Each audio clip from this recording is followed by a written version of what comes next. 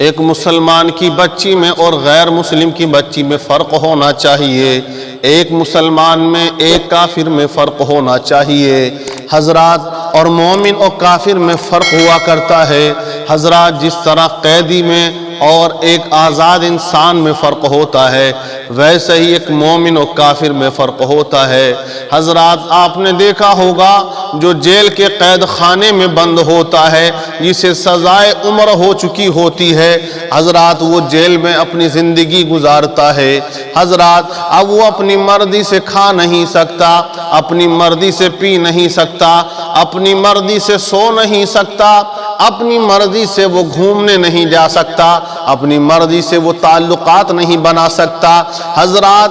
ایک انسان وہ ہے جو آزاد ہے، وہ اپنی مرضی سے کھا بھی سکتا ہے، اپنی مرضی سے پی بھی سکتا ہے، اپنی مرضی سے وہ گھوم بھی سکتا ہے، اس کا دل جہاں چاہے وہ جا سکتا ہے، اس کا دل جو چاہے وہ کر سکتا ہے، کیونکہ وہ آزاد ہے، کیونکہ وہ کسی کی غلامی میں نہیں ہے، وہ جہاں چاہے جا سکتا ہے۔ لیکن جو جیل میں بند ہوتا ہے، جو قید خانے میں بند ہوتا ہے حضرات، اس پر قانون بنا ہوا ہوتا ہے، اس پہ پابندی عائد ہوتی ہے۔ جیل کا کھانا جو بنا کرتا ہے حضرات، وہی اس کو کھلایا جاتا ہے۔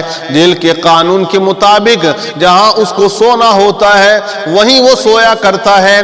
جتنی حدود حضرات جیل کی ہوا کرتی ہے، اتنی ہی حدود میں وہ ٹہل سکتا ہے، اتنی ہی حدود میں وہ گھوم سکتا ہے، اتنے ہی لوگوں سے وہ ملاقات کر سکتا ہے، اتنے ہی لوگوں سے وہ بات کر سکتا ہے۔ بلا تمثیل سمجھانے کا مطلب یہ ہے کہ مسلمان جو ہے قیدی کی طرح ہے، وہ شریعت کا قیدی بنا ہوا ہے، مصطفیٰ کا غلام بنا ہوا ہے۔ نبی نے ارشاد فرمایا، الدنیا سجن المؤمن وجنت للکافر، یہ دنیا مومن کے لیے قید خانہ ہے اور کافر کے لیے جنت ہے حضرات۔ اب مومن اپنی مرضی سے کھا نہیں سکتا ہے، اپنی مرضی سے پی نہیں سکتا ہے، اپنی مرضی سے وہ چل نہیں سکتا ہے، اس پہ ہر جگہ شریعت کا قانون لاگو ہوتا ہے، شریعت کی پابندی اس پہ عائد ہوتی ہے۔ وہ جھوٹ نہیں بول سکتا ہے، شریعت کا حکم ہے اسے سچ ہی بولنا ہے۔ اگر وہ جھوٹ بولے گا، قرآن پاک میں اللہ نے جھوٹوں پر لعنت فرمائی ہے، اللہ کی لعنت جھوٹوں پر ہوتی ہے، لعنت اللہ علی الکاذبین حضرات۔ اللہ نے جھوٹوں پر لعنت فرمائی ہے، اور اللہ تبارک و تعالی سچوں سے خوش ہوا کرتا ہے اور ان کے لیے انعام کا پیغام دیا کرتا ہے، انہیں انعام کی خوشخبری دیا کرتا ہے، انہیں جنت کی بشارتیں دیا کرتا ہے۔ کیا پینا اور کھانا ہے شریعت نے بتایا ہے، کس انداز میں چلنا ہے شریعت نے بتایا ہے، کس طرح سے بات کرنی ہے شریعت نے بتایا ہے، کس انداز میں آپ کو اپنے کلچر کو اپنانا ہے، اپنی تہذیب کو اپنانا ہے شریعت نے بتایا ہے۔ تمہارا کلچر کیا ہے شریعت نے بتایا ہے، تمہاری تہذیب کیا ہے شریعت نے بتائی ہے، تمہارا تمدن کیا ہے یہ اسلام نے تمہیں سمجھایا ہے حضرات۔ زندگی اور آخرت کا معاملہ قرآن نے تمہیں بتایا ہے۔ اب دنیا کے اندر جو مصطفیٰ کا قیدی بن کے جائے گا، جو شریعت کا پابند بن کے جائے گا، دنیا میں تو واقعی وہ قیدی تھا، لیکن قیامت میں جب وہ لوگ جو دنیا میں آزاد رہے تھے، دنیا میں گھومتے رہے تھے، دنیا میں اپنے آپ کو آزاد خیال کیا تھا، شریعت کی پاسداری نہ کی تھی، شریعت کی پابندیاں نہ کی تھی، شریعت کے قانون پہ عمل نہ کیا تھا، جو شریعت نے حکم دیا ہے اس کے خلاف وہ کام کرتے رہے، اب وہ دنیا سے جب جائیں گے تو قیامت کے دن وہ قید کر دیے جائیں گے، جہنم کا ایندھن ان کو بنا دیا جائے گا۔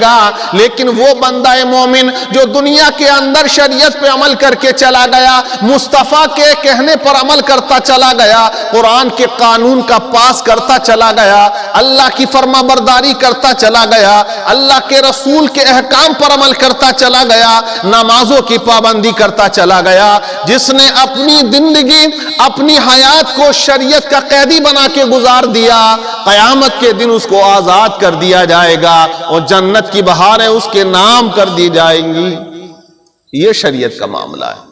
آج تو ہم قیدی ہیں واقعی شریعت کے، آج تو ہم پابند ہیں شریعت کے، اور ایمان اور مسلمان اسی کا نام ہے۔ ایمان کسے کہتے ہیں؟ اے مسلمانوں، یہ بات سمجھنے کی ضرورت ہے اور اس پر عمل کرنے کی ضرورت ہے حضرات۔ ایجوکیشن ہم اپنے بچوں کو بھی دیں، اپنی بچیوں کو بھی دیں، اسلام نے منع نہیں فرمایا ہے، اسلام نے انکار نہیں کیا ہے، آپ لڑکیوں کو بھی پڑھائیں لڑکوں کو بھی پڑھائیں، لیکن حضرات اس کی کنڈیشن ضرور رکھی ہے۔ اب پڑھانے کی جو ڈیفینیشن ہے وہ اسلام نے رکھی ہے، کس طرح سے پڑھاؤ۔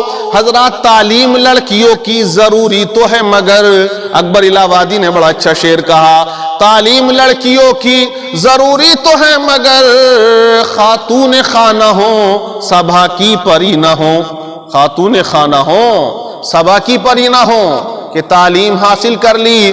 اب حضرات فیشن میں آ گئے، اب وہی انگلش کلچر ہم نے اپنا لیا، وہی تہذیب ہم نے اپنا لی، وہی تمدن ہم نے اپنا لیا جو غیروں کا ہے۔ تو ایک مسلمان عورت میں فرق ہونا چاہیے، کافرہ کے مقابلے میں جو غیر مسلم عورتیں ہیں ان کی طرح ہم اپنا کلچر نہ بنائیں۔ آج ہماری بہن بیٹیاں اسی میں ملوث ہیں، اسی میں لگی ہوئی ہیں کہ اسلام نے ہمیں پابند کر دیا، ہم آزادی چاہتے ہیں۔ حضرات اسلام نے تو تمہیں آزادی دی ہے، ورنہ تمہارا حال تو یہ تھا کہ دنیا کے اندر تمہیں کوئی اچھے سے دیکھنے والا نہ تھا، تمہیں کوئی بیٹی بنانے والا نہ تھا۔ اگر بیٹی کا مقام اور بیٹی کا مرتبہ کسی نے بتایا ہے تو وہ اللہ کے رسول نے بتایا ہے۔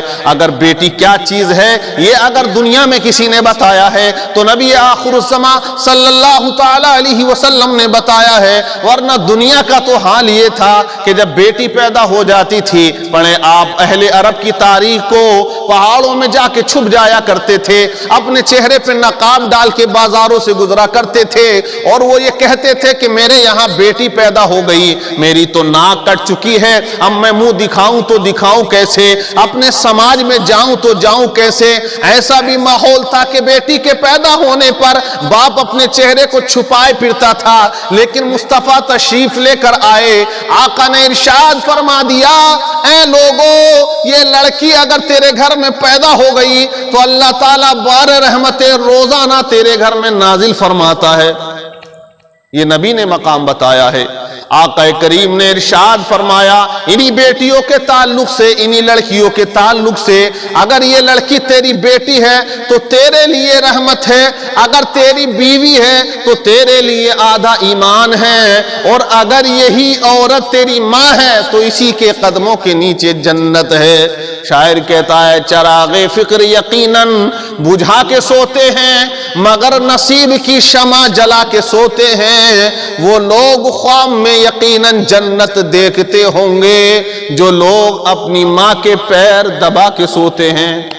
حالات یہ ہیں، اسلام کہتا ہے ماں کے قدم دباؤ، پیر دباؤ، لیکن یہاں حال یہ ہے لوگوں کا کہ وہ گلا دبانے میں لگے ہوئے ہیں، وہ ماں باپ کو مارنے میں لگے ہوئے ہیں، وہ ماں باپ کے دنیا سے جانے کی دعائیں کر رہے ہیں، اے اللہ انہیں اٹھا لے، ان کا حال برا ہے۔ ان سے دیکھا اس طرح کے معاملے بہت سے سامنے آئے، تو ایسا نہیں کرنا چاہیے میرے بھائیوں، اسلام نے اس کی اجازت نہ دی ہے۔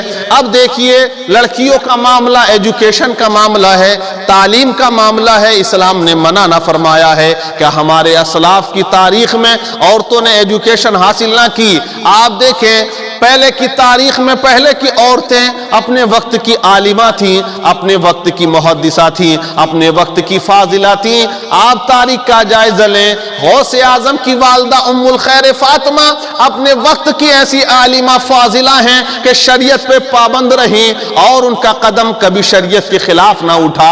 اگر وہ بولی ہیں تو شریعت کے دائرے میں بولی ہیں، اگر انہوں نے سنا ہے تو اسی بات کو سنا ہے جس میں شریعت نے جس کی اجازت دی ہے، ان کا قدم اگر چلا ہے تو اسی جانب چلا ہے جس طرف شریعت نے اجازت دی ہے۔ حضرات ام الخیر فاطمہ وہ ہیں کہ جنہوں نے کسی اپنے ماتھے کی آنکھوں سے غیر محرم کو نہیں دیکھا، یہ بھی ایک عورت تھی۔ حضرت رابعہ بصری رحمت اللہ علیہا وہ بھی ایک عورت ہیں، اللہ والی ہیں، لیکن آپ تاریخ کا جائزہ لیں، آج کا ماحول یہ ہے، ہم ترقی کے نام پر، ہم کامیابی کے نام پر، ہم آزاد خیالی کے نام پر فیشن میں مبتلا ہوتے چلے گئے، اور ہم نے اپنی بہن بیٹیوں سے حضرات پردے کا نام و نشان ختم کر دیا ہے۔ اگر آج کی عورتیں پردہ کر رہی ہیں تو وہ پردہ نہیں کر رہی، بلکہ فیشن کے نام پر برقع پہن رہی ہیں، وہ برقع اس لیے پہنتی ہیں کہ حضرات اس کا جو کپڑا ہے وہ چھپ جائے، وہ اس لیے پہنتی ہے کہ لوگ اس کو شریف سمجھیں۔ امام غزالی رحمت اللہ علیہ فرماتے ہیں، اے میرے بھائیوں اور بہنوں، یہ برقع فرض نہیں ہے، برقع پہننا فرض نہیں ہے، بلکہ پردہ کرنا فرض ہے۔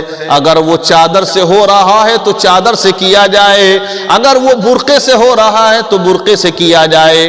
حضرات ایسا لباس عورت پر پہننا فرض ہے جس سے اس کا پردہ ہو جائے، یہ برقع فرض نہیں ہے۔ لیکن آج کل مارکیٹ میں نئے نئے ڈیزائن کے برقعے نکل آئے ہیں، آپ دیکھیں تو صحیح، فیشن برقعوں میں نظر آتا ہے۔ جب وہ چلا کرتی ہیں تو بہت سے برقعے تو ایسے ہیں جیسے کوئی کیا طوفان آ رہا ہے، پتہ نہیں کیا آ رہا ہے، اتنا لمبا چوڑا، اور وہ زمین پر پھیلتا ہوا چل رہا ہے۔ ایک برقعے کی کوالٹی کا نام ہے امبریلا برقع، ایک ہے الف لیلا برقع، ایک جنا کون سا برقع، نہ جانے کیسے کیسے حضرات کوالٹی کے نام، رنگ برنگے برقعے چل رہے ہیں، جس میں عورتیں پہنتی تو ہیں لیکن ان کے جسم کی جسامت دکھائی دیا کرتی ہے۔ عورت کو اپنے جسم کی جسامت دکھانی نہیں ہے بلکہ اس کو چھپانا ہے، اور نبی نے ارشاد فرما دیا ہے کہ جو عورت بے پردہ نکلا کرتی ہے شیطان اس کو گھور گھور کے دیکھا کرتا ہے، شیطان اس کو گھور گھور کے دیکھتا ہے۔ اللہ کے نبی ارشاد فرماتے ہیں، الحیاء شعبۃ من الایمان، حیا ایمان کا ایک حصہ ہے، حیا ایمان کا ایک جز ہے۔ اگر ہم پردہ نہ کریں، اگر ہماری بہن بیٹیاں پردہ نہ کریں گی تو ان کا ایمان کمزور ہو جائے گا۔ جس کا ایمان کمزور ہو جاتا ہے برائیوں کے راستے خود بخود کھلنے شروع ہو جاتے ہیں۔ آپ اندازہ لگائیں، آپ حالات دیکھیں، ترقی کے نام پر، تعلیم کے نام پر ہم لوگ کیا کرتے ہیں، لڑکیوں کو کالج بھیجتے ہیں۔ میں مانتا ہوں کہ آج کا دور اور وقت ایسا ہے کہ تعلیم کے بغیر انسان آگے نہیں بڑھتا، اور تعلیم پر جتنا فوکس اسلام نے کیا ہے کسی اور مذہب نے اتنا فوکس، اتنا زور نہیں دیا ہے۔ اللہ کے نبی ارشاد فرماتے ہیں، علم سیکھو، ماں کی گود سے لے کر قبر کی کوکھ تک سیکھو۔ علم دین سیکھنا ہر مسلمان مرد عورت پر فرض ہے۔ نبی نے فرمایا علم دین سیکھنے کے لیے چاہے تمہیں ملک چین جانا پڑے لیکن جاؤ اور علم دین سیکھو، یہ نبی پاک کا ارشاد ہے۔ اب قرآن پاک میں جب اللہ نے آیت کریمہ پہلی نازل فرمائی تو فرمایا اقرأ بسم ربک الذی خلق، خلق الانسان من علق، پڑھیے اپنے رب کے نام سے جس نے تم کو پیدا کیا ہے، جس نے تمہاری تخلیق فرمائی ہے۔ تو قرآن پاک کی پہلی آیت، پہلی وحی جب نازل ہوئی تو اللہ نے پڑھنے کا حکم دیا۔ اب مفسرین نے وضاحت کرتے ہوئے لکھا کہ تعلیم حاصل کرو، وہ تمام تعلیمیں اس کے اندر آ جاتی ہیں۔ آپ انگلش بھی پڑھیے، آپ میتھمیٹکس بھی پڑھیے، آپ بایولوجی بھی پڑھیے، آپ ہسٹری اور کیمسٹری بھی پڑھیے، آپ سائنس بھی پڑھیے، آپ تمام ایجوکیشن حاصل کریے، لیکن اگر ایجوکیشن حاصل کرو تو وہ اپنے لیے مت کرو، رب کی رضا کے لیے کرو۔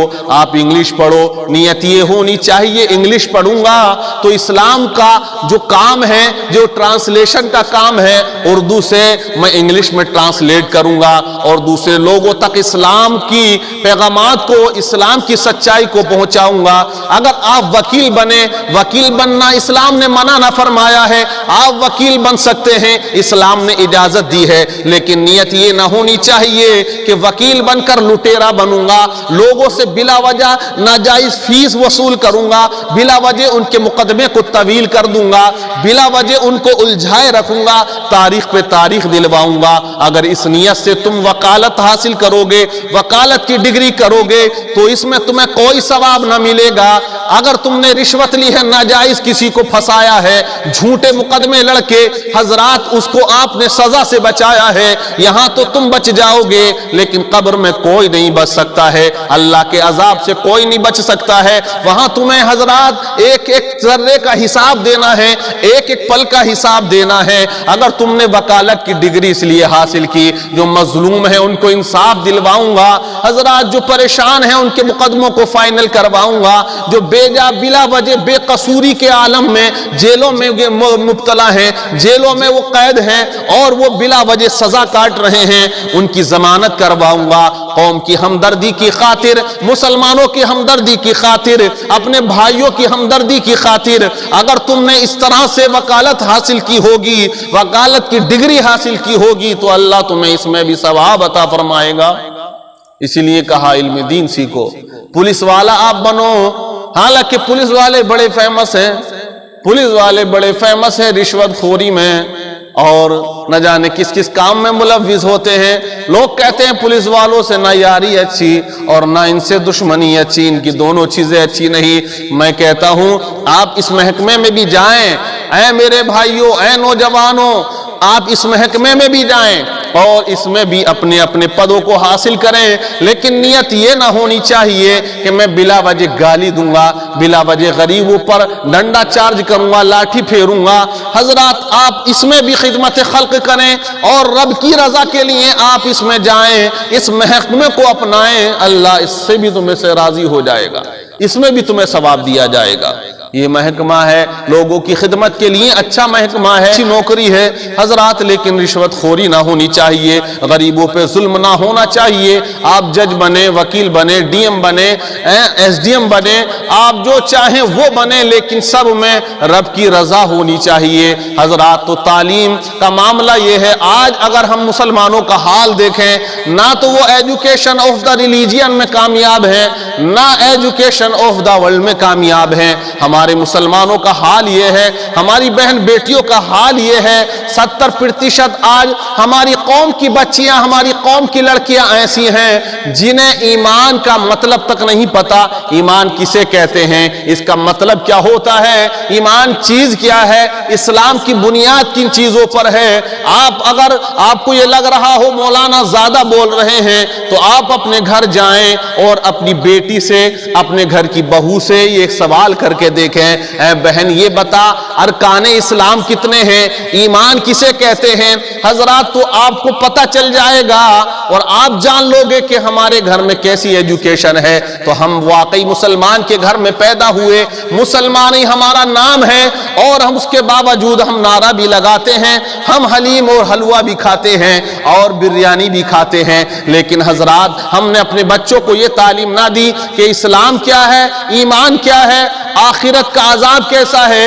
अगर इस तरह की तालीम, इस तरह का खौफ हम अपनी बहन बेटियों के अंदर डाल दें, तो आज जो खबरें आ रही हैं, आज जो क्लिप बन के इंटरनेट तो सोशल मीडिया पे गर्दिश करती है, ये देखो शबनम नाम की लड़की, ये देखो शहनाज नाम की लड़की किसी अरुण नाम के लड़के के साथ अपनी शादी रचा रही है।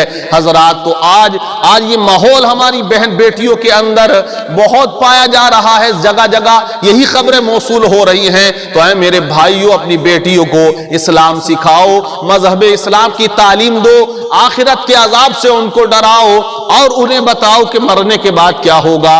वो इंसान जिसके हाथ का छुआ हुआ पानी उसकी समाज के लोग नहीं पी पाते हैं, उन लोगों के साथ आज हमारी बहन बेटियां धर्म परिवर्तन कर रही हैं। और आपने देखा है जो इस्लाम मुखालिफ कैंप है, इस्लाम मुखालिफ संगठन है हमारे हिंदुस्तान के अंदर, उन्होंने अलल ऐलान कह दिया है हम इस्लामी लड़कियों, हम मुसलमानों की लड़कियों को अपने बिया में लेके आएंगे, हम उनसे शादियां रचाएंगे। वो प्लानिंग कर रहे हैं, वो प्लानिंग पे प्लानिंग बना रहे हैं और वो उस प्लानिंग में हत्तल इम्कान कोशिश कर रहे हैं और कुछ कोशिशें उनकी कामयाब हो जाती हैं। ऐसी खबरें हम सुनते हैं तो दिल तड़पने लगता है, कलेजा छरकने लगता है, आंसू निकलने लगते हैं कि एक वक्त वो भी था कि एक बहन ने हिंदुस्तान की सरजमीन से राजा दाहिर के दौर में जेल के अंदर से अपने खून से खत लिखा था बसरा के गवर्नर हज्जाज बिन यूसुफ के नाम, और उसने ये कहा था कि अगर आज यहाँ के गैर मुस्लिमों ने अगर मेरी इज्जत को तार तार कर दिया, मुझे قیدی بنا کے بندی بنا کے اپنی باندی بنا لیا، اور اے حجاج بن یوسف تو نے اگر نہ چھڑایا تو قیامت کے دن نبی کے سامنے تیرا گریباں پکڑ لوں گی اور اللہ کے سامنے تجھے حاضر کر دوں گی کہ اس گورنر نے مجھے چھڑانے کی کوئی کوشش نہ کی، میری عزت کو بچا نہ سکا، میری آبرو کی حفاظت نہ کر سکا، میری عزت کو تار تار لوگوں نے کر دیا۔ ایک وہ بہن تھی کہ حجاج بن یوسف وہ ظالم انسان کہ جس کی آنکھوں میں کبھی آنسو نہ آئے تھے، آج وہ اس لڑکی کے خط کو پڑھ کے رو رہا تھا، اشک بار ہو رہا تھا۔ اس کے چاہنے والوں نے پوچھا اے حجاج آج تک ہم نے تجھے کبھی روتا ہوا نہیں دیکھا۔ اس کے بھتیجے نے پوچھا اے میرے چچا آج تک آپ کی آنکھوں میں آنسو نہ دیکھے، آج معاملہ کیا ہے؟ تو اسی حجاج بن یوسف نے کہا تھا کہ ایک بہن اپنی عزت کو بچانے کے لیے مجھے ملک ہندوستان سے پکار رہی ہے، لیکن آج میرے پاس وہ فوج نہیں ہے، کیونکہ جو لشکر تھا وہ دوسرے کام پہ گیا ہوا تھا، دوسری جنگ پہ گیا ہوا تھا، سپاہیوں کی قلت تھی اور فوج اور اسلحے کی قلت تھی، لیکن اسی کا بھتیجا اٹھا اور اس نے 12,000 کا لشکر لے کر ہندوستان کی سرزمین پر اپنی بہن کی عزت کی خاطر، اپنی بیٹی کو بچانے کی خاطر آیا تھا۔ اے مسلمانوں 12,000 کا لشکر اور یہاں لاکھوں کے لشکر سے وہ بھیڑا، اور وہی بیٹا وہی حجاج بن یوسف کا بھتیجا ہندوستان کی زمین پہ آتا ہے، اپنی بہن کی عزت کو بچاتا ہے، اپنے تو اپنی غیروں کی عزتوں کی حفاظت کرتا ہوا نظر آتا ہے۔ وہی تو ہے جس کا نام محمد بن قاسم ہے۔ وہ محمد بن قاسم ہندوستان میں آیا اور اس نے نہ جانے کتنی بہن بیٹیوں کی عزتوں کی حفاظت کی، لیکن تاریخ شاہد ہے جب وہ ہندوستان چھوڑ کر جا رہا تھا، وہ جو یہاں سے کوچ کر رہا تھا، تو اپنے غیر مسلم عورتوں نے اپنے آنچلوں کو پھیلا کے کہا تھا، اپنے دامنوں کو پھیلا کے کہا تھا اے محمد بن قاسم تو ہندوستان چھوڑ کر مت جا، تو کہے تو تیرے نام کا ہم یہاں مندر بنا دیں گے، تو کہے تو تیرے نام کی مورتی بنائیں گے، تو کہے تو ہم تیری پوجا کریں گے۔ وہ غیر مسلم عورتیں محمد بن قاسم کو روکنے کی کوشش کر رہی ہیں، لیکن محمد بن قاسم جا رہا ہے، سفر کی تیاری کر رہا ہے، تو انہی کے مردوں نے کہا، غیر مسلم عورتوں کے مردوں نے کہا، ان کے پتیوں نے کہا اے ہماری عورتوں، اے بیویوں، یہ محمد بن قاسم تمہارے مذہب کا نہیں ہے، یہ تمہارے ریلیجین کا نہیں ہے، یہ تمہارے دھرم کا نہیں ہے، آخر تم اس کو روکنے کی اتنی کوشش کیوں کر رہی ہو؟ تو انہی عورتوں نے جواب دیا تھا اے میرے شوہرو سن لو، جس دن سے محمد بن قاسم ہندوستان کی سرزمین پہ آیا ہے کسی نے ہماری عزت کو ہاتھ نہیں لگایا ہے۔ یہ ہماری تاریخ ہے میرے بھائی، یہ ہماری ہسٹری رہی ہے کہ ہم اپنی بہن بیٹیوں کی عزتوں کو بچانے کے لیے ہم نے دوسرے ملکوں کا سفر کیا، اپنی بہن بیٹیوں کی عزتوں کی حفاظت کی اور دوسروں کو بھی کی ہے، لیکن آج تو یہاں نعرہ لگا دیا جاتا ہے، یہاں تو اس طرح کا طوفان بدتمیزی کیا جاتا ہے۔ اے میرے بھائی ہوگا کیا اس کا اندازہ آپ لگائیے گا۔ حضرات تو ہمیں اپنی بیٹیوں کو اسلام کی تعلیم دیں، میری بہن بیٹیوں کو یہ تک نہیں پتا ہے کہ روزہ نماز کا معاملہ کیا ہے، اس کی اہمیت کیا ہے۔ آج مسلمان عورتیں پردہ تو کیا کرتی ہیں، لیکن ان کی نیت یہ ہوتی ہے کہ میرے پردے میں ہی میں خوبصورت لگوں، میرا پردہ سب سے زیادہ حسین لگے، میرے کپڑے جو ہیں اندر کے وہ چھپ جائیں۔ حضرات آج کل ویڈیو آپ دیکھیں جگہ جگہ کی آتی ہیں کہ غیر مسلموں سے تعلقات جو منائے جا رہے ہیں وہ ایک لا علمی کی وجہ ہے، اسلام سے دوری کی وجہ ہے، ہمارے مذہبی تعلیم سے دوری کی وجہ ہے۔ آپ کالج بھیجیں تو کیا ضروری ہے کالج میں جب پڑھنے والی لڑکی جائے تو اس کے لیے یہ کہ ضروری ہے کہ وہ بے حیا بن کے جائے؟ پردے کے اہتمام سے بھی جا سکتی ہے۔ کیا اس کے لیے یہ ضروری ہے کہ وہ خوشبو بکھیرتی ہوئی جائے؟ کیا اس کے لیے یہ ضروری ہے کہ وہ جوان لڑکوں سے دوستی کرے، ان کے ساتھ کلبوں اور ہوٹلوں میں پارکوں میں گھومے؟ کیا اس کے لیے ضروری ہے وہ نینی تال کی وادیوں میں تنہا لڑکوں کے ساتھ حضرات وہاں گھومنے کی نیت سے چلی جائے؟ اسلام اجازت نہ دیتا ہے۔ اسلام نے کہا بہن بھائی کی عمر 10 سال ہو جائے بستر الگ کر دیے جائیں اور ان کو الگ الگ سونے کے لیے جگہ دی جائے۔ اسلام تو ہر برائی کے راستے پر پہرا لگا دیتا ہے، جہاں سے برائیاں جنم لیتی ہیں کوسوں دور اسلام نے تالا لگا دیا ہے۔ اس بات کو ہمیں بڑا سمجھنا ضروری ہے لیکن بڑا دل دکھتا ہے جب خبر ملتی ہے حضرات تو آج کل مرتد ہو دی لڑکیاں، آج کل جو مرتد ہو رہی ہیں لڑکیاں، انہوں نے اپنی دنیا بھی خراب کر لی، آخرت بھی خراب کر لی۔ کتنے ویڈیو آج کل ایسے ہیں کہ جس نے مسلم لڑکی نے غیر سے شادی کی ہے، پتہ چلا 2 سال کے بعد اس کا پتی اسے مار رہا ہے، اس کو چھوڑ کر چلا گیا اور اس کی زندگی کو، اس کی آخرت کو برباد کر کے چلا گیا۔ تو ہم جوانی کے نشے میں اندھے نہ ہو جائیں کہ ہم یہ نہ دیکھیں، تعلیم ضروری ہے، لیکن آج کل ہمارے یہاں تعلیم کا معاملہ یہ ہے، ایجوکیشن کا معاملہ یہ ہے حضرات، جہاں لڑکیاں علم سے کوری ہیں وہیں لڑکے بھی کورے ہیں۔ نہ ہمارے اسلامی بھائیوں کو قرآن صحیح سے پڑھنا آتا ہے، نہ مسلمان بھائیوں کو نماز پڑھنی صحیح سے آتی ہے۔ میں آپ کو بتاؤں، ہم نے دیکھے ہیں 50-50 60 سال کی عمر کے لوگ بھی کہ جب وہ نماز پڑھا کرتے ہیں تو نماز میں سجدے کی حالت میں ان کے انگلیوں کا پیٹ زمین سے نہیں ٹکا کرتا، ایسے ہی کھڑا رہتا ہے۔ تو 50 سال جس کی عمر ہو گئی، 60 سال جس کی عمر ہو گئی، اسے یہ بھی شعور نہ آیا کہ سجدہ کیسے کرنا ہے، اور نام ہے اس کا اسلامی، کام ہے اس کا اسلامی، نبی کا چاہنے والا ہے، نبی کے نام پر مرنے والا بھی ہے، اعلان کرتا ہے ہم نبی کا دامن نہ چھوڑیں گے۔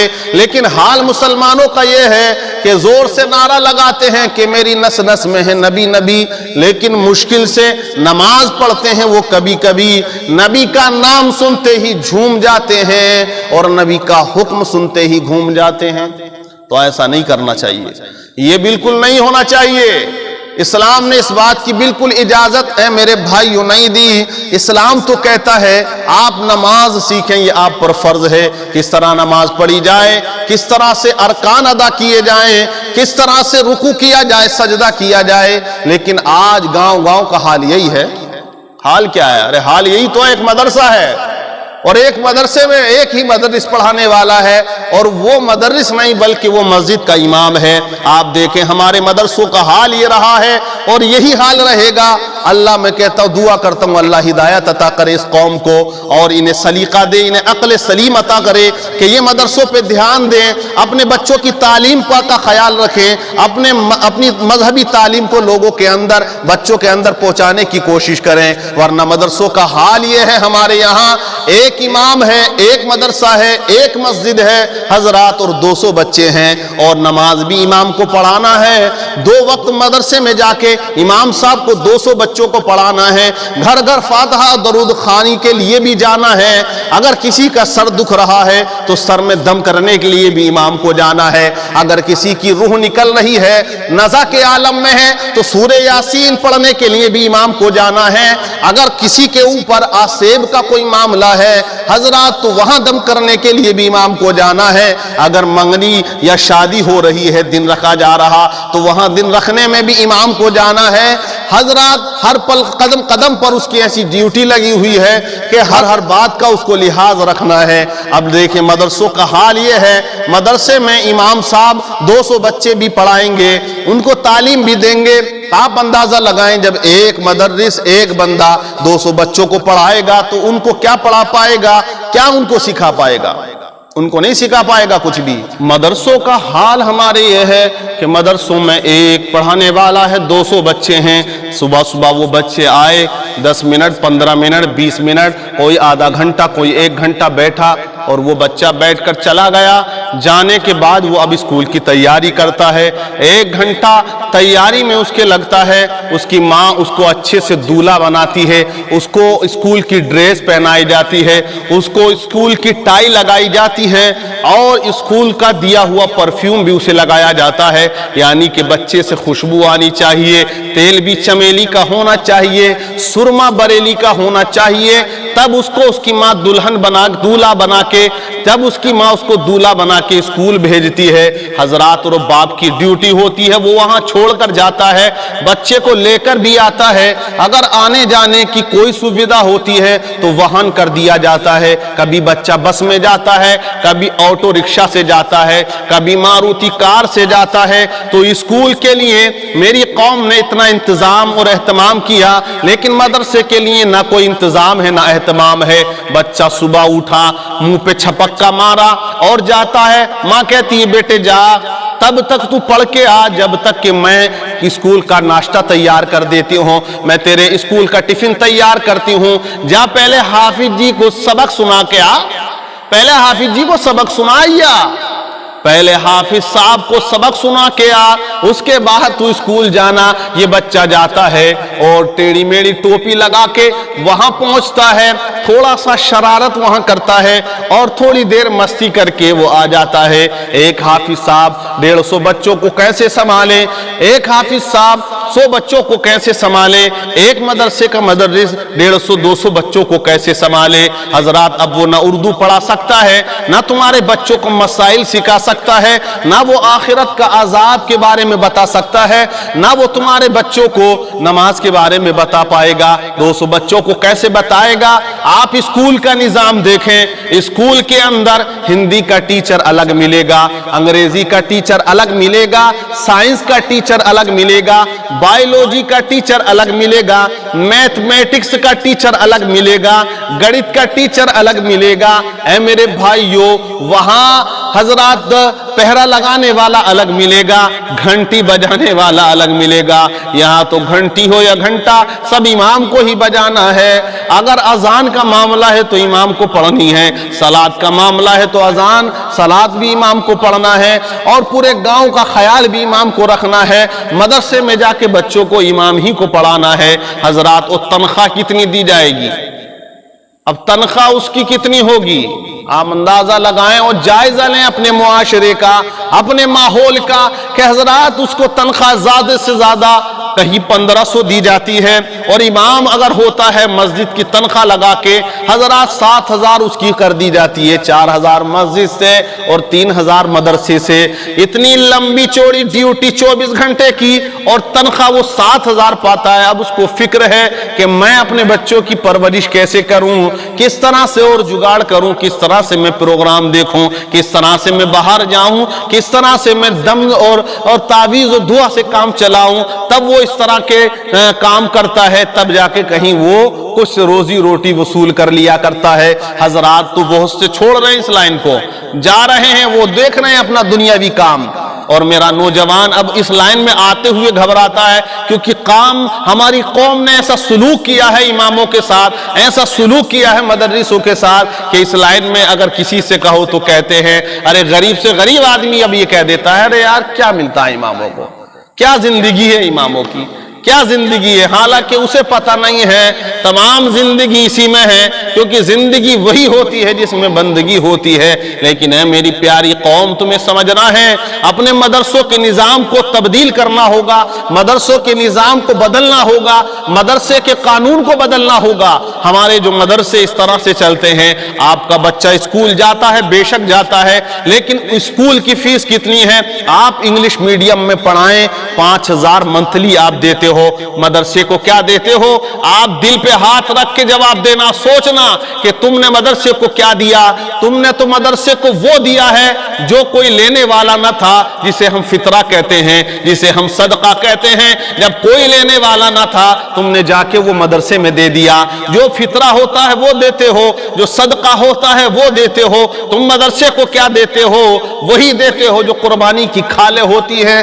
آج کل تو وہ کھالیں بھی نہ چل رہی، پابندیاں لگ گئی۔ حضرات وہ کھالیں بھی اب کسی کام کی نہ رہی ہیں۔ زکوٰۃ صحیح معنی میں تم نہیں دے پاتے ہو، حضرات عشر تم نہیں دے پاتے ہو، اور کوئی مدد آپ مدرسے کی نہیں کرتے ہو، وہی کرتے ہو صدقہ لکھ دو، مولوی صاحب خیرات لکھ دو، مولوی صاحب فطرہ لکھ دو، زکوٰۃ لکھ دو۔ مدرسے کو تم یہی دیتے ہو، اور اسکول کو آپ 5000 ہر مہینے دیتے ہو، 4000 دیتے ہو۔ اگر کسی بھی اسکول میں آپ چلے جائیں، 300 روپے سے کم کی فیس کہیں نہ پائی جاتی ہے۔ اور اگر کوئی مدرس مدرسے کی بھلا کے لیے، مدرسے کی بھلائی کے لیے اگر 30 روپے رکھ دے مہینے کے بچے پہ، ہنگامہ کر دے گا وہ جاہل، جس سے جو کھڑے ہو کر پیشاب کرتا ہے، وہ سب سے جاہلوں کا باپ، وہ جو چوراہوں پہ غیبت و چغلیاں کرتا ہے اماموں کی اور مولویوں کی، وہ جمعے کے دن کھڑا ہو جائے گا کہ 30 روپے سے آپ کس بات کے رکھ دیے، 30 रुपए क्यों रख दिए, तनख्वाह दे रहे हैं, धड़ी दे रहे हैं, इसी से काम चलाओ। अब वो मदरस क्या करेगा? इसीलिए आप सर्वे कर लेना, मेरी बात को नोट कर लेना, जुमले जरा तल्ख हैं, और सर्वे करके देख लेना तेरे गांव में अगर नौजवान 100 हैं तो 100 नौजवानों को अच्छे से नमाज याद ना होगी, 2 नौजवान ऐसे होंगे या 5 होंगे ज्यादा से ज्यादा या 10 होंगे कि जिन्हें सही माना में नमाज और रोजे का पता होगा, कुरान पढ़ने का सलीका उन्हें पता होगा, वरना उन्हें कुरान का पता नहीं है। कुरान कैसे पढ़ा जाए? गलत कुरान वो पढ़ते हैं। इस्लामी बहनें गलत कुरान पढ़ा करती हैं और शिकायत होती है कि बरकत नहीं हो रही, ये काम नहीं हो रहा। तो जो हमारी जड़ है, जो हमारे लिए अहम है, हमने उसी एजुकेशन को हजरात पीछे कर दिया है, मदरसों को पीछे कर दिया है।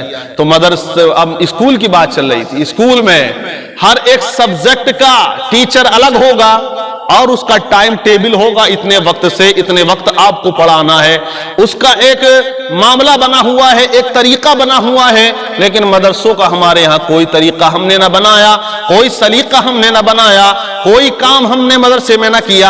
आप इंग्लिश मीडियम में बच्चे को भेजते हो कि इंग्लिश पढ़ जाए, 5000 देते हो। मैं दावा करता हूं और चैलेंज करता हूं, तुम मदरसे को 5000 देना शुरू कर दे, उससे ज्यादा अच्छी इंग्लिश हमारे मदरसों में पढ़ाई जाती है। हमारे मदरसों में उससे अच्छी हिंदी पढ़ाई जाएगी। प्रोनाउंसिएशन के साथ वो हिंदी पढ़ाते हैं तो प्रोनाउंसिएशन लफ्ज की अदायगी सही नहीं होती है। लेकिन मदरसे में अगर बच्चा हिंदी पढ़ेगा, उसका मखरज, उसका प्रोनाउंसिएशन, उसका तलफ्फुज भी अच्छा होगा। इंग्लिश पढ़ेगा, उसका तलफ्फुज भी अच्छा होगा।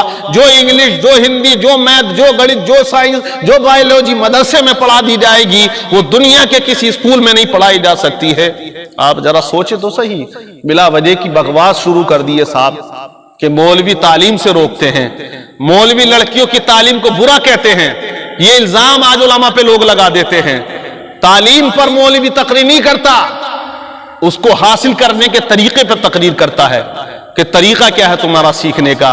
वो बहन बेटी जो 12-13 साल की हो गई, मदरसे से रोक दिया गया कि बेटी अब तू जवान हो गई है, तू होशियार हो गई है। और इस्लाम भी कहता है जब बच्ची बालिग हो जाए, हजरात, तो अब बुजुर्गों ने फरमाया है कि अगर पढ़ने वाली राबिया बसरी हो, पढ़ाने वाला हसन बसरी हो, तब भी इजाजत नहीं है। हजरात, नफ्स सबका होता है, नफ्स हमारा खतरनाक चीज का नाम है।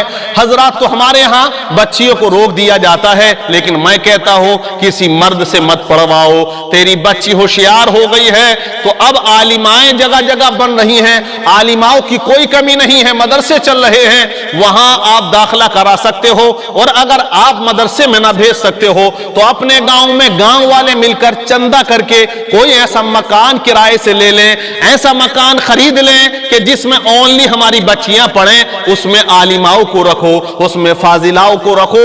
और जो बच्चियां दीनदारी से दूर हैं, कुरान की तालीम से दूर हैं, हदीस से बिल्कुल नाआशना हैं, जिन्हें रोजा नमाज का पता नहीं है, वहां उन बच्चियों का एडमिशन करा के बाज़ाब्ता तौर से, जैसे तुम स्कूल की फीस भरते हो वैसे ही उस मदरसे की फीस भरो। तेरी बच्ची आलिमा बन जाएगी, फाजिला बन जाएगी। जब एक औरत के अंदर दीन चला जाता है तो दीन नस्लों तक पहुंच जाता है, दीन नस्लों में जाता है। आदमी अगर दीनदार हो तो दीन चौखट पे आ जाता है।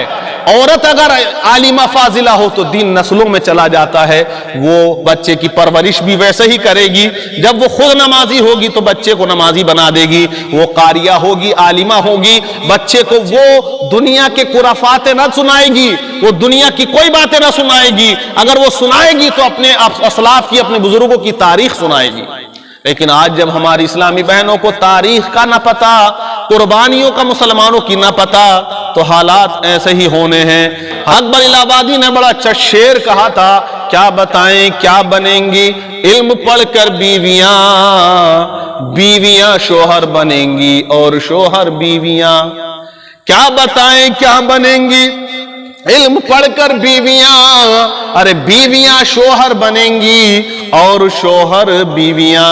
होता यही है। आप देखें औरतों का हाल, मार्केट में अगर जाती है तो पर्स इसके पास होता है, इसके गले में, इसकी बगल में टंगा होता है, पर्स इसके पास होता है नोटों का, اور کنڈیا اور تھیلا اس کے پاس ہوتا ہے سامان کا، وہ سامان اٹھاتا ہے، گود میں بچے کو بھی پکڑتا ہے۔ یہ میم صاحب آگے آگے چل رہی ہیں، وہاں سے سامان خریدتی ہیں اور جناب کے تھیلے میں رکھ دیتی ہیں۔ اب یہ بن رہے ہیں اٹھانے والے کلی اور لیے پھر رہے ہیں مارکیٹ میں جگہ جگہ، اور کہتے ہیں کہ جیسے بھینس پانی میں چلی جائے جلدی واپس نہیں آتی، ویسے ہی عورت مارکیٹ چلی جائے تو جلدی واپس نہیں آتی۔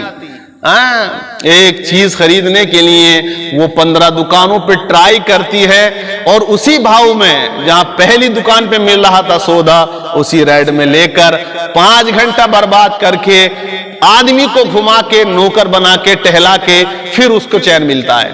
یہ حال ہے، اور تب بھی چین تب ملتا ہے جب سورج ڈوبنے لگتا ہے کہ شام ہو رہی ہے اب چلو، اور فون کر دو للی کو، للی روٹی بنا لے گی، اور ایسا کرو سبزی ہوٹل سے لے لو، بریانی لے لو، کوفتے لے لو، کباب لے لو، وہاں سے سبزی کا پلندہ بنوایا اور ادھر روٹی بن گئی، اس کا کام تمام ہو گیا، اور جاتے ہی بستر پہ ٹانگیں لمبی کر دی، کہا کہ اب میرے بس کی نہیں ہے، پورا دن تمہارے لیے مغزماری کری ہے، دکانداروں سے لڑی ہوں، اور اب مجھ سے کوئی خدمت نہ ہوگی، بلکہ احسان الٹا جتاتی ہے، پورا دن اس آدمی کو گھماتی ہے۔ تو اسی لیے حال یہ بنا ہوا ہے، کیا بتائیں کیا بنیں گی، علم پڑھ کر بیویاں، بیویاں شوہر بنیں گی، اور شوہر بیویاں اگر اپنی بچیوں کو وہ تعلیم دو جس تعلیم کے حصول کے بعد وہ اپنے شوہر کو گھمائے نہ بلکہ اپنے شوہر کی خدمت گزاری میں لگ جائے، اس کی رضا پہ راضی رہے اور اس کی رضا کو دیکھے، یہ اسلام سکھاتا ہے۔ تو مدرسوں کے حال سدھارو، مدرسوں میں 1-2 مدرس رکھو، 2-2 3-3 رکھو، چندہ دو، فیس دو، جس طرح سے تمہیں ضرورت ہے۔ اردو پڑھانے والا الگ ہو، عربی پڑھانے والا الگ ہو، اور اس کے بعد مسائل سکھانے والا الگ ہو۔ ضروری نہیں ہے آپ درس نظامی اس میں پڑھوائیں یا درس نظامی ہی کے مدرس رکھ کر، بڑے بڑے عالم رکھ کر آپ اس میں رکھیں، بلکہ آپ کم تنخواہ پہ تو آپ رکھتے ہی ہو، تو کوئی دیکھ لو اچھا پڑھانے والا ہو، انہیں آپ سبجیکٹ دے دیں کہ ہمارا بچہ عالم نہ بنے، مفتی نہ بنے، لیکن اے مولانا صاحب یہ بچہ اتنا تو سیکھ لے کہ دین کیا ہے، ایمان کا مطلب کیا ہوتا ہے یہ سمجھ جائے، روزہ نماز سیکھ لے، جتنا علم فرض ہے اتنا تو سیکھ لے۔ جب سیکھ لے گا تو نکاح کے وقت اس کے ہونٹ نہ کانپیں گے، اس کی آواز نہ گھبرائے گی۔ آپ دیکھیں نکاح کے وقت ہمارے مسلمان لڑکوں کا حال یہ ہوتا ہے، امام صاحب جب نکاح پڑھانے جاتے ہیں تو حال کیا ہوتا ہے، کلمہ پڑھنا نہیں آ رہا۔ جب امام صاحب کلمہ پڑھاتے ہیں تو اس نوجوان سے کلمہ پڑھنا نہیں آ رہا، جو 25 سال 20 سال اپنے باپ کی کمائی کھاتا رہا، مسلمانوں کے گھر میں مسلمان گھر میں رہا، اور مسلمان گھر میں رہنے کے باوجود وہ کلمے نہ سیکھ سکا، آج نکاح کے وقت کانپ رہا ہے، اور اس کے بعد جب نکاح ہو جاتا تو ایسا لگتا ہے، ایسی لمبی سانس لیتا ہے کہ جیسے کس کی گردن سے چھری ہٹا لی گئی ہو، کہ حلال کر دیتے آج تو مولانا۔ اور پھر دادا گیری دکھاتا ہے جب ایجاب و قبول ہو جاتا ہے اور جب نکاح مکمل ہو جاتا ہے، اب جب امام صاحب اپنی فیس بتاتے ہیں تب جا کے یہ گھبرا جاتا ہے، اتنے کہاں چل رہے ہیں، یہ کون سی شریعت میں ہے، یہ کہاں سے ہے کہ صاحب 5000 3000 سے زیادہ ہے نہیں، بہت کم گاؤں میں ہوں گے 5000 ہوئے تو ہوئے، 3000 2500 2000۔ اور جو مسجد اور مدرسے کے متولی ہیں ان کی نیتیں دیکھو اتنی خراب ہیں، اللہ ہدایت دے، کہ اس نکاح پہ بھی نیت رکھے ہوئے ہیں کہ امام سے طے کر لو 1000 روپے لیں گے، طے کر لو کہ تمہیں 1500 ملیں گے، حالانکہ وہ قاضی کا حق ہے اور حق تلفی کرتے ہو۔ قیامت کے دن اتنا ڈنڈا پھرے گا کہ کہو گے کاش میں متولی نہ ہوتا، کاش میں مدرسے کا صدر نہ ہوتا، اور کاش امام صاحب کو ستایا نہ ہوتا اور دین کا نقصان میں نے نہ کیا ہوتا، میں اگر اچھی خدمت مدرس کی کرتا، اس کو دیکھ کر اور لڑکے بھی عالم بنتے اور لوگ بھی حافظ بنتے تو مجھے بھی ثواب مل جاتا۔ لیکن یہاں تو راجنیتی چالو ہو جاتی ہے، ہفتے میں امام 2 نکاح پڑھا دیں، کچھ لوگوں کو تو چھیرا چل جا، ارے 2 پڑھا دیے، 2 3 پڑھا دیے، لگ گئی امام صاحب لگ گئی، لیکن یہ نہیں دیکھتا کہ اس کے بچے پورا ہفتہ سبزی سے اپنی زندگی گزارتے ہیں۔ لوگ کہتے ہیں برکتیں بہت ہیں، ہے واقعی برکتیں، اللہ نے برکتیں رکھی ہے، بیماریوں سے علماء کو محفوظ رکھتا ہے وہ، اور جسے دیتا ہے اس کی حکمت ہوتی ہے، وہ بھی اللہ کی طرف سے ہوتا ہے، لیکن برکتیں ہوتی ہیں۔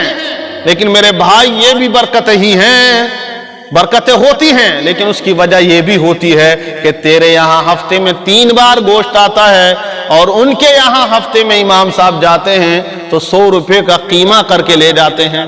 تو برکت ایسے بھی ہوتی ہیں، اپنے خرچوں پہ انسان کنٹرول کرتا ہے۔ تیرے یہاں 40,000 میں بھلا نہیں ہوتا، وہ 4,000 کی تنخواہ میں اپنا بھلا کرتا ہے۔ تو ذرا سوچنا ہوگا، بچوں کو ایجوکیشن دو، تعلیم دو، اپنے بچوں کو علم دو، اپنے بچوں کو ایسی تعلیم دو حضرات کہ جب تمہارا جنازہ اٹھے تو تمہیں غم نہ ہو کہ میں نے بچوں کو دین کی تعلیم نہ دی، بلکہ تم خوش ہوتے ہوئے چلے جاؤ کہ میرا بچہ دولت مند نہ صحیح لیکن دیندار تو ہے، دیندار تو ہے، وہ اچھا ہے، نمازی ہے، حاجی ہے۔ تو یہ سب سے اچھا ہوگا۔ مدرسوں کو آپ خیال رکھیں، مدرسوں میں آپ تعلیم کرائیں، ایک مدرس نہ رکھیں، بچے زیادہ ہوں تو آپ 2 رکھیں، اور زیادہ ہوں تو 3 رکھیں، 4 رکھیں، اور آپ فیس رکھ دیں بچوں کے اوپر، اور ساری تعلیم ہمارے مدرسوں میں ہو سکتی ہے۔ اسکول بھی تو ہم سے ہی چل رہے ہیں، دوسرے لوگ تھوڑی چلا رہے ہیں، ہم فیس دیتے ہیں، مسلمانوں کی بستی ہوتی ہے 500-400 گھروں کی، اس میں کون ایک اچھا اسکول، اسلامی اسکول نہیں چل سکتا، لیکن ہمارا بچہ اسکول میں جاتا ہے، صبح جا کے وہ سوریہ نمسکار کیا کرتا ہے اور وہ ایسی پرارتھنا کیا کرتا ہے جس سے اس پہ توبہ لازم ہوتی ہے، جس سے اس پر حضرات وہ کفر و شرک والے جملے بولتا ہے۔ لیکن کاش تو اپنے یہاں مدرسے کے اندر وہ نظام قائم کر لے، وہ قانون بنا لے کہ جس کے اندر ہندی بھی ہو، انگلش بھی ہو، اسے مانیتا بھی ہو، اور اس کے بعد جب بچہ صبح جائے تو وہ پڑھے وہی رب ہے جس نے تجھ کو ہم تن کرم بنایا، ہمیں بھیک مانگنے کو تیرا آستہ بتایا، تجھے حمد ہے خدایا، تجھے حمد ہے خدایا۔